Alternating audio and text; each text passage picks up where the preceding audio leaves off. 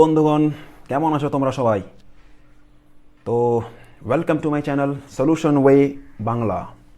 আজকে আমি নিয়ে এসেছি আমাদের ভূগোলের মাধ্যমিক ভূগোলের 5টা ভ্যারি ইম্পর্ট্যান্ট কোশ্চেন, যেটা তোমাদের মাধ্যমিকের 2027-এ আসতে চলেছে। এই 5টা কোশ্চেনই তোমরা পাবে 100% কমন, তোমরা এখান থেকেই পেয়ে যাবে। তো দেখে নাও কী কী কোশ্চেন আসে। নাম্বার 1 কোশ্চেন হচ্ছে তোমাদের, বায়ু ক্ষয়কার্যের ফলে সৃষ্ট 3টি ভূমিরূপ চিত্রসহ আলোচনা করো। এখানে বায়ু ক্ষয়কার্যের ফলে 3টি ভূমিরূপ আলোচনা করতে হবে, পয়েন্ট বাই পয়েন্ট লিখে তারপর চিত্রগুলোটা ভালো মতো বানাইতে হবে। বাড়িতে তোমরা প্র্যাকটিস করে নাও। বায়ু সঞ্চয় কার্যের ফলে সৃষ্ট 3টি ভূমিরূপ চিত্রসহ আলোচনা করো। এই কোয়েশ্চেনটাও তোমাদের ভূগোলের মাধ্যমিকের পরীক্ষার জন্য খুবই ইম্পর্ট্যান্ট, তোমরা স্টার মার্ক দিয়ে রাখো।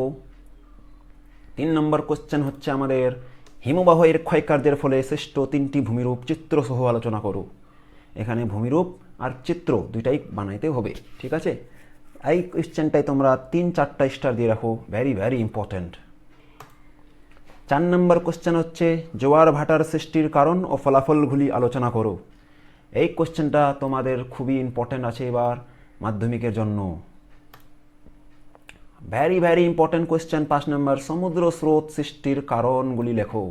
এই কোয়েশ্চেনটা তোমাদের ধরে নাও মাধ্যমিকে 2027-এ চলে এসেছে। তোমরা গ্যারেন্টি এই 5টা স্টার দিয়ে রাখো এই কোয়েশ্চেনটা তোমরা। তো ধন্যবাদ। এই 5টা কোয়েশ্চেন তোমরা ভালো মতো রেডি করো। এই 5টা থেকেই তোমরা ভূগোলের কমন পেয়ে যাবে। আমি আবার আঞ্চলিক ভূগোলের 5টা কোয়েশ্চেন নিয়ে আসবো, তোমরা ওখান থেকেও কমন পেয়ে যাবে, ঠিক আছে?